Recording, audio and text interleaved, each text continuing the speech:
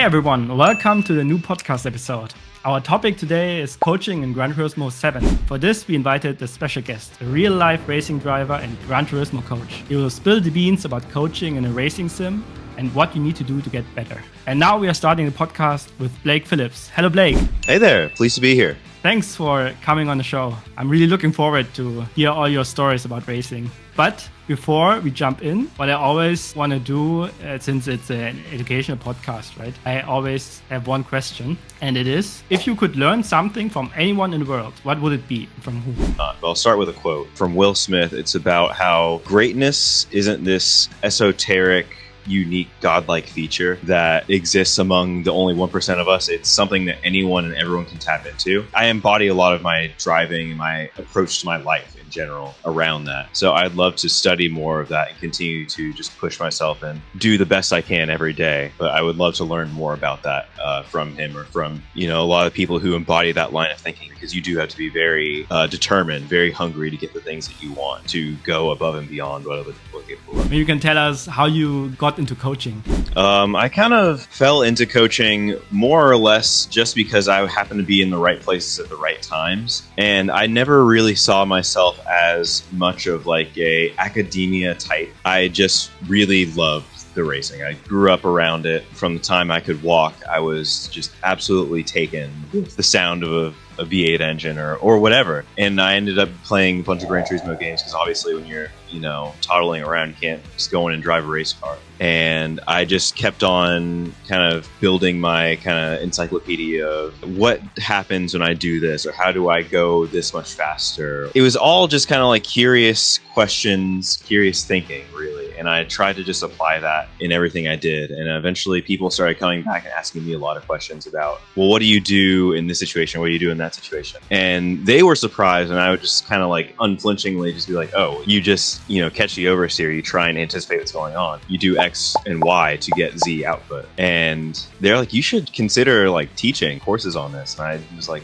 oh, I guess I could do that. And I didn't really think much of it, but you start small and you kind of build towards what you want to do in terms of your goals. And I feel like this has been an amazing year for me to be able to do that. And so I'm really glad to get that opportunity and also to work with Coludi just in close proximity and really kind of help raise the level of what we're doing together in terms of being able to coach people. So that's been an awesome experience. I can only imagine that it's such a satisfying feeling to see them being successful at the race after you coach them. Right? Yeah, because when they win, it feels like you win. It's like I was a part of that in a lot of ways. And obviously I'm not like, oh yeah, I drove the car for them. Seeing them do good, it feels like seeing someone in my family, thriving and doing well in their lives. Because that's what it is. It's a big racing family at the end of the day. I'll close it with that.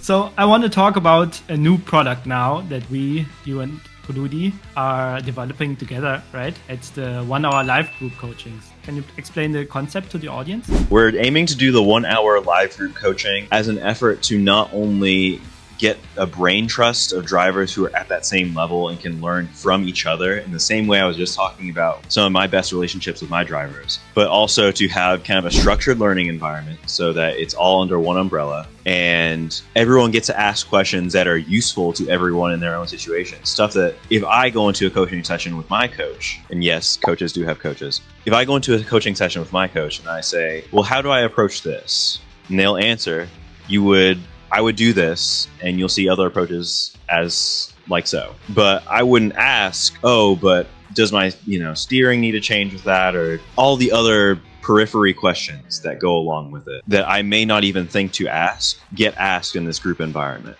Other people kind of driving the conversation along with you. It helps create a better learning environment for everyone. And also, because we have more resources coming in terms of people, we can start to bring that price floor down a little bit so that it's a little more accessible for people who've never done coaching. You can get in a little bit more at the ground level and try it out and see if it's right for you. And I think that's definitely one of the big advantages we have here, right? It's, like you said, a small group of players, usually around 6 participants, and then they come together in just this 1 hour course and they are just learning together. Maybe for those who don't know yet, typically all students send in one video of their lab, right? And then Blayke will observe and provide feedback on your driving techniques and your areas of improvement. And like you said, the cool thing about it is that you have real-time interaction and you can ask your questions immediately and also learn from the mistakes all the other students are making. Exactly. And it's kind of like you'll have like classroom environments, and I say classroom, some people's eyes will glaze over, but you'll have environments where you can kind of just discuss and just break it apart and really get into the nitty-gritty of how you're going to approach this one task and how other people can approach that same exact task and do it differently. Stuff that will and will not work. So you get to see firsthand what these approaches are. And more importantly than that, we also will have a component where you'll be able to try that in a live setting. You'll send in your videos, and you'll get to talk about it in that class setting and say, I got to do this. I took ownership of this. This is how I would do it. And you'll get to see what is, good about that approach and what needs to be strengthened about it and stuff that may need to get revised. But you also get to try that with the notes that you take from that classroom session in a real world setting where you get to race against those other drivers who you were just in a classroom setting with.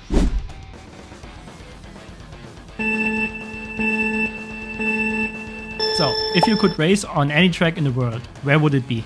Honest answer is probably going to be Suzuka. I've always wanted to go to Japan for a long time, and that just happens to be one of my favorite race circuits in the world to drive on, regardless of just anything. I'd love to go see that place and experience it. What's your favorite car in real life? Favorite car in real life? Probably 2000 Corvette C5 for me. I love the way that thing looks. It's so timeless to me. But I have a lot of different favorites over the years. I'm partial to a lot of stuff, especially GM. What's the most underrated car in GT7? Underrated? Ooh. That's a tough one. I'm just going to say the Group 3 Hyundai Genesis. Because a lot of people who know, but like the regular people don't know that's a really fast car in terms of Group 3. What car do you recommend for beginners? I would say... Gosh, you're hitting me with the hard ones. I'm going to say the Nissan Silvia touring car in Group 4. That's a really good, friendly car, and it's easy to learn on. Who's your favorite race car driver? My favorite would probably... One of my favorites would be Oscar Piastri, for sure. But there's a lot. It depends on the sport. Nick Tandy is also one of them, a factory Porsche driver in IMSA. One thing which is still on your bucket list? To win a championship in real world racing. If you weren't a GT7 coach, what would you be doing? That's a really good question. If not coaching some other racing game, I would probably be trying to be an esports champion. On every level, there are also mistakes, right? And maybe you can share, you as a coach, what's the most embarrassing moment you had in Gran Turismo? The most embarrassing moment I've had. That's funny because I've been also live streaming what I do on Twitch and on YouTube now for about 5-6 years on and off. And so like I have a small following, but it's always embarrassing when you're like trying to break apart what you're doing. And I often will have this thing, I'm sure you're probably familiar with it, the commentator's curse, where you're talking about something and either the direct opposite happens or exactly what you're trying to avoid happens, which is sort of another lesson in itself about just how kind of the monkey brain works. We tend to get this kind of fixation, like I'm talking about, the grip feels kind of low, or like I'm worried about spinning out, and then what's the next thing that happens is you spin out, or you have an off or something, or you miss the brakes, or you're like in a close battle, like, I don't, like I want to get ahead and I want to really assert myself, and then you end up, just running right into the side of the guy, and you have, some really bad incidents. But that's also just a part of racing. Tempers flare, people get angry about it, and you just kind of have to go back as normal.